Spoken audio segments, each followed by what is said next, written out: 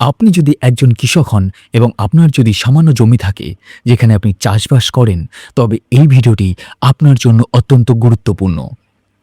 কৃষক রেজিস্ট্রেশন কি? ভারত সরকারের ডিজিটাল কৃষি মিশন এর অধীনে প্রতিটি কৃষকের জন্য একটি ফার্মার আইডি বা কৃষক কার্ড তৈরি করা বাধ্যতামূলক করা হয়েছে। এটি একটি সরকারি ডিজিটাল ডেটাবেস যেখানে কৃষকের জমির সমস্ত তথ্য, যেমন ক্ষেত কোথায়, জমির পরিমাণ, খতিয়ান বা দাগ নম্বর ইত্যাদি তার আধার কার্ডের সাথে লিঙ্ক করা থাকবে।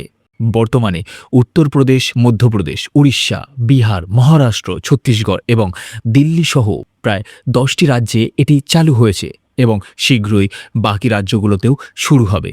কৃষক রেজিস্ট্রেশনের সুবিধাগুলো কি কি?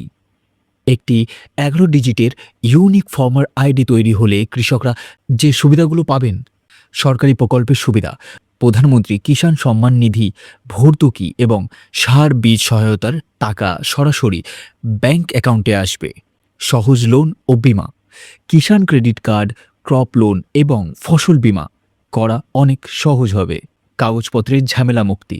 একবার এই আইডি তৈরি হয়ে গেলে বারবার সরকারি অফিসে গিয়ে জমির দলিল বা নথি দেখানোর প্রয়োজন হবে না। ক্ষতিপূরণ, খরা, বন্যা বা ফসলের ক্ষতি হলে দ্রুত সরকারি সাহায্য বা ক্ষতিপূরণ পাওয়া যাবে।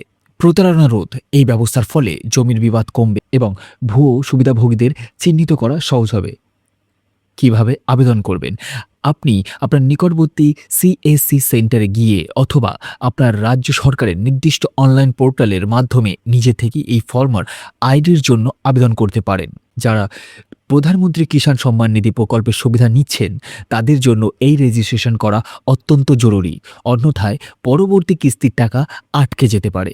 ভিডিওটি ভালো লাগলে শেয়ার এবং লাইক করতে ভুলবেন না।